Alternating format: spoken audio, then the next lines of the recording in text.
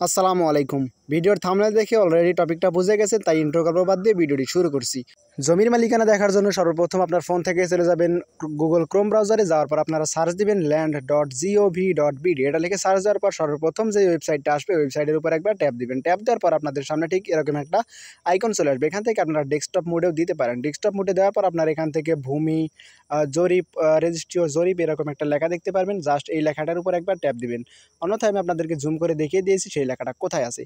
তো আপনারা এখানে দেখতেই পাচ্ছেন ভূমি রেকর্ড ও ম্যাপ লেখা আছে। আপনারা জাস্ট এটার উপর একবার ট্যাপ দিবেন। ট্যাপ দেওয়ার পর কিছুক্ষণ লোড নেবে। লোড নেওয়ার পর আপনাদের সামনে ঠিক এরকম একটা আইকন চলে আসবে। এখান থেকে আপনারা উপরে তিনটা অপশন দেখতে পারবেন। আপনারা তিনটা অপশন থেকে নামজারি খতিয়ানের সিলেক্ট করে দেবেন। সিলেক্ট করে দেওয়ার পর আপনারা আপনাদের বিভাগ, জেলা, উপজেলা, থানা এবং আপনাদের মৌজাটা আপনারা সিলেক্ট করে দেবেন। সিলেক্ট করে দেওয়ার পর আপনাদের সেই গ্রামে বা সেই মৌজার যতগুলো জমি আছে তার জমির সব কিছু দেখতে পারবেন।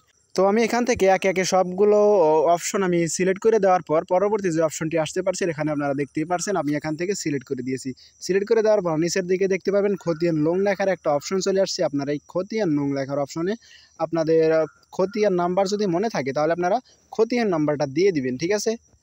তো এইভাবে আপনারা আপনাদের জমির পরিমাণ, জমির খতিয়ান নাম্বার সব কিছু কিন্তু আপনারা ইজিলিভাবে দেখতে পারবেন। আর খতিয়ান নাম্বার দেওয়ার পর আপনাদের যেই খতিয়ান নাম্বারটা অর্থাৎ জমির সিরিয়ালটা আসবে সেই সিরিয়ালের উপর ডাবল ট্যাপ দিলে আপনাদের জমির সমস্ত ডিটেলস ওপেন হয়ে যাবে, ঠিক আছে।